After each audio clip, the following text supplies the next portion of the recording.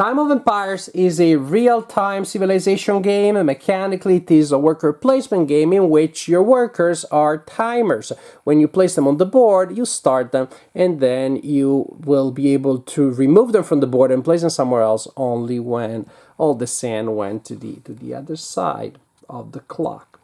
We have a board representing the land, and this is where we will be placing our population, represented by those tokens, and also our buildings, represented by these really cool shaped wooden tokens that you place on your personal board at the beginning of the game.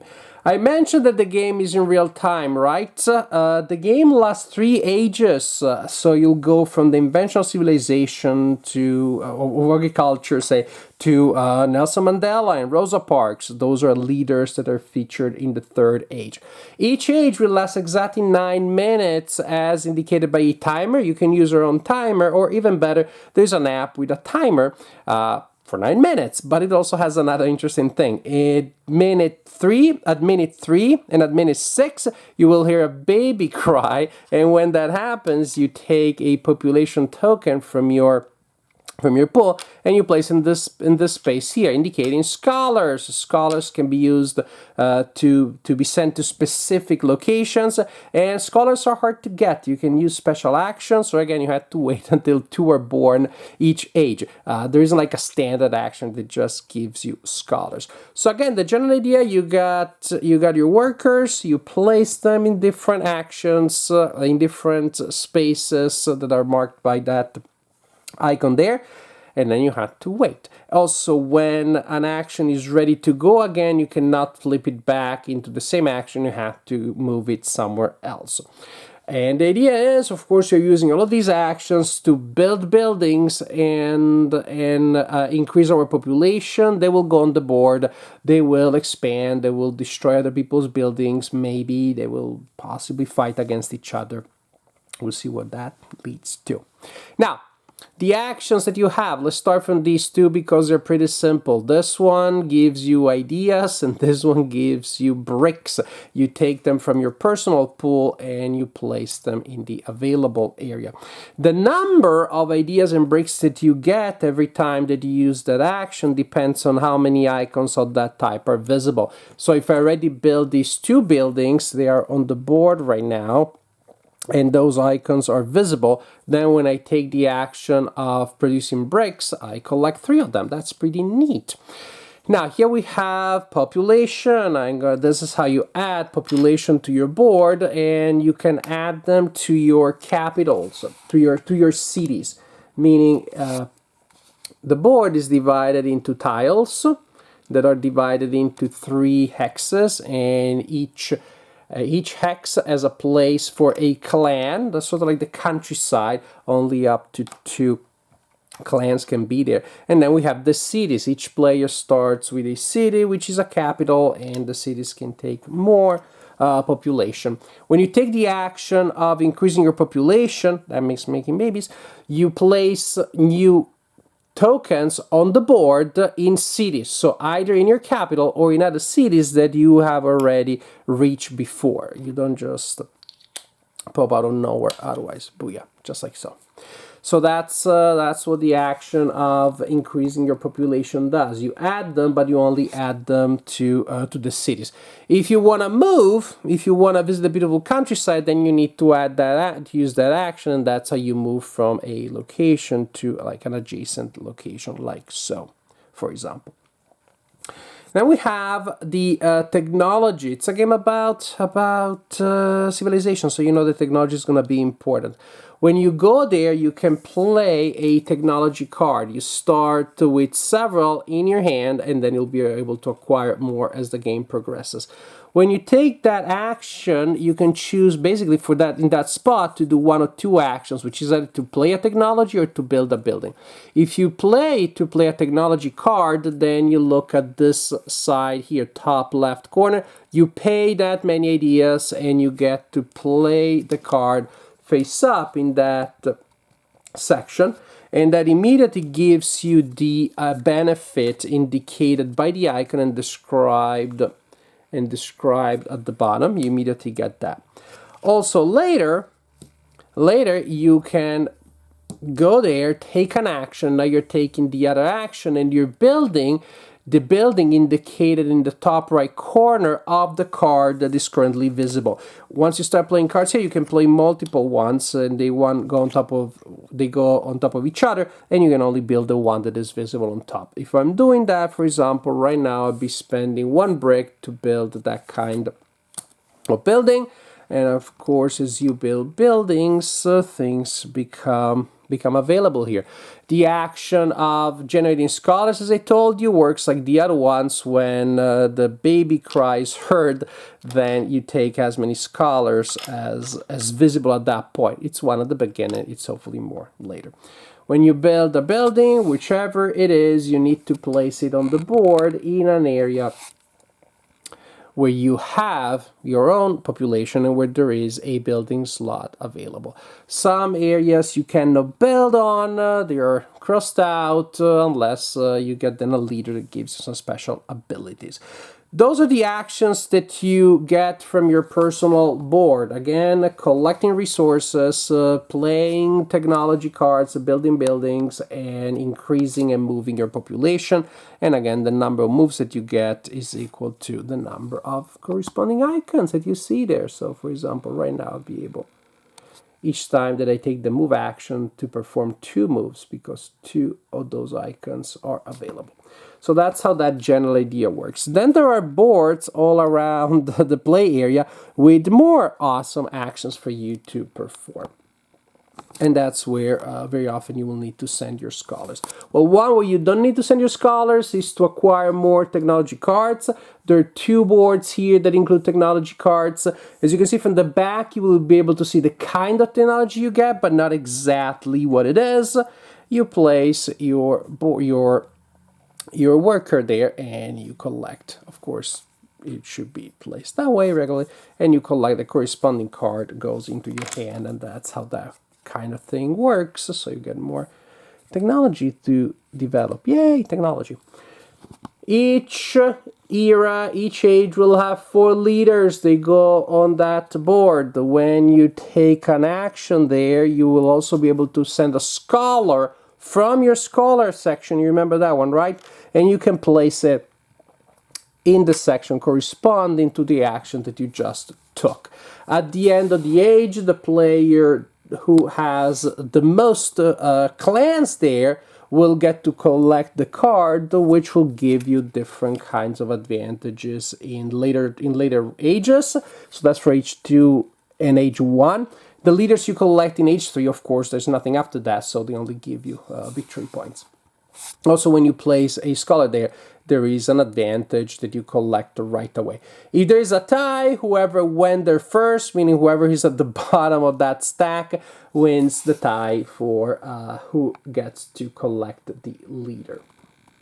And then we move all the way to this other side of the play area, and we have another board here, and that is for the wonders. Can't have a civilization game, I guess, without some wonders. So there's going to be a single wonder for age 1, 1 for age 2, and 1 for age 3. Again, you will send your workers here, your scholars here, meaning your timer, to reserve the action, and then your scholar to actually do stuff there. So again, there will be a stack indicated there, having more people, more scholars there than other people, contributing to the wonder gives an advantage, because at the end of an age, we're going to score the available wonders. As you can see, each has a condition, and the condition can be scored for 1 or 2 victory points. The player who has majority there gets to score for 2 victory points apiece. The player who is second gets to score 1 victory point apiece. In this case, for example, the player who is there first gets to score 2 victory points for each field and mountain that they occupy on the board. Again, fields and mountains being types of terrain on the board. So that's pretty much it, sorta. So each age lasts 9 minutes, as we said, with scholars being born minute 3 and minute 6. At the end of each age, you have a couple of steps. One is the destruction step. Suppose that there is a clan in an area and there are only buildings of other people's scholars. Then those buildings are destroyed because your clans are destroying buildings of people that were there previously, and you collect those wooden pieces and you place them in this area here, and they'll be worth 3 victory points. Also, as I should have mentioned that, but as clans move on the board from location to location, if you enter areas with other people's locations, they fight and they simply remove each other at the cost of 1 for 1. It just perfectly balanced mutual assured destruction there. And that's how you conquer places, how you wipe out the previous enemy groups to then move in and maybe destroy their buildings later during the scoring phase in between ages. Then there are constructions bonuses. You got these 3 cardboard tiles, and you place one on each board at the beginning of each age, starting from 1, 2, and 3. You place them in these little tiny windows here. So suppose I place that at the beginning of age 1, and then later in age 2, I decide to place that one there. Maybe in age 3, I place that one there. So when in the scoring phase in between ages, simply you look at them and you score points for each icon that is visible. So for example, each brick icon based on a building that I build there will give me a victory point. Observatories will give me 3, and so on and so forth. So you have a variable element of scoring there. Again, in between turns is also when you collect the leaders, when you collect the bonuses for the wonders. Later in the game, there may be victory point icons visible on your board, like so, and that's when you score them. But that's the general idea. Oh, if people are besieging cities on the board, that is when they can take control of those cities, they can jump in. So they're just different things that happen. There's a bit of an upkeep, and yes, it sounds complicated, but one thing is that if you're playing with the app, which you should, the app also does a good job of guiding you through all the steps of the upkeep and score keeping in between turns. Matter of fact, there's no victory point track. There's no way of keeping score of the game within the physical components. You have to use the app. But again, it does a good job of allowing you to keep track of each little category, each different thing. So, in sum, you got 3 ages. Each is exactly 9 minutes with some scoring and upkeep in between, which takes up, I won't say 9 minutes, but takes up a little bit of time. But it's fun. It's also exciting. That's when you destroy stuff and collect bonuses. So you play through 3 ages, collect points from every possible source, including the leaders that you get at the end of age 3. Player with the highest score at the end of the 3rd age wins the game.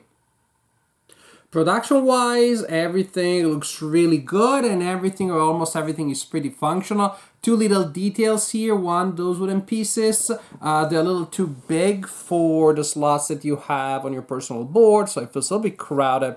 Another thing I want to mention, and that seemed important early on, those rubber tips that you place around the timers, they function, they may work as suction cups. So once you put them on your board in the excitement of taking your turn and then you pick it up, it has happened to us sometimes that the board follows and the wooden pieces fly everywhere.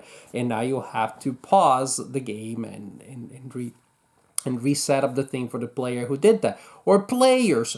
That seemed to be a problem early on. It hasn't happened more recently, and I wonder if it's because we started developing a lighter touch, having seen that happen, or maybe some dust went on those rubber things. I tried early on, actually, as I was filming this, press a little bit more, and it looks like they lost some of that suction power. But be aware of that, especially early on.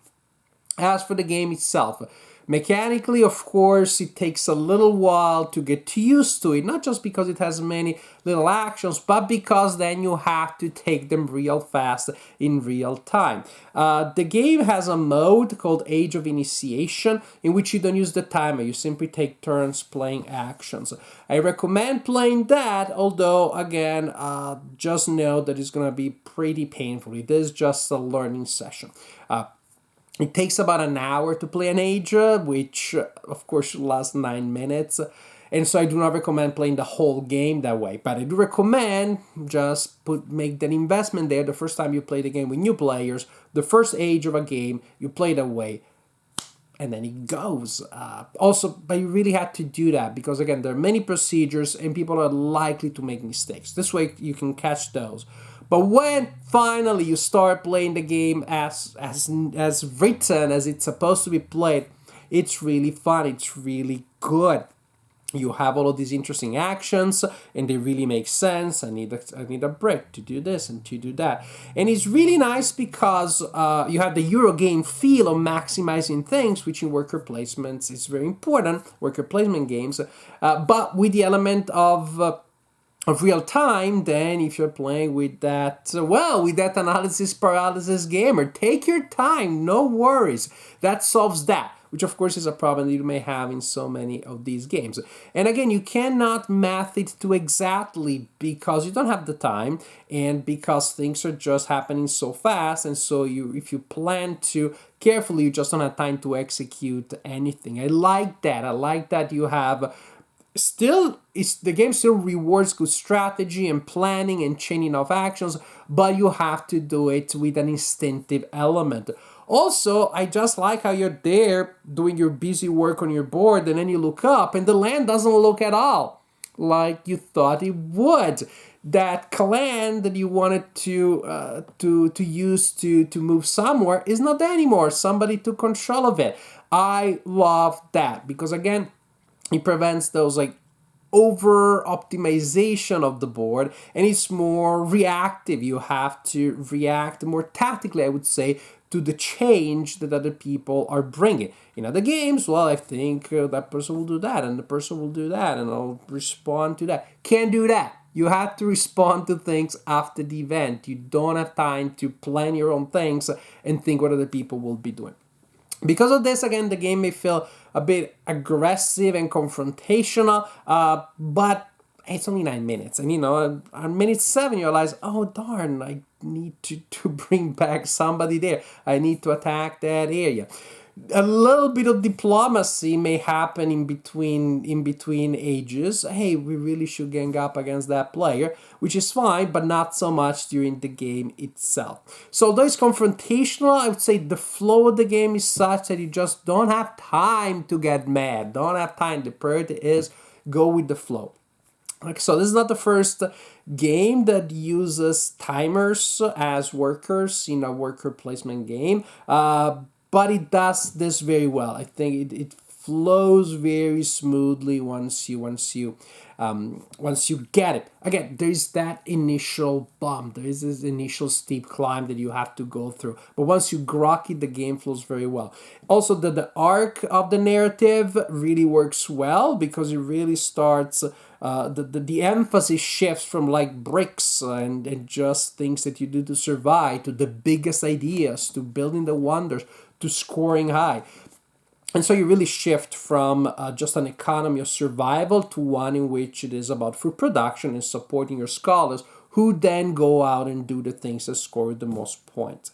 So a lot of things to like in Time of Empires. I found it very enjoyable. I played it with 4 players and 3 players. I do not know with 2. I think it may work, but I'm not I'm guessing like that. Of course, it may become a little bit tug of war-ish that way. But usually Civilization games, you often want to have a little bit of a larger group, 3 or 4 players. I have no hesitation in recommending this for 3 or 4 players. For groups that, however, want to put in the effort and the time, not just in learning the rules, but learning gameplay. Because again, it's not super intuitive. No one will be there to check your mistakes. But when the stars are right, this is a really fun game.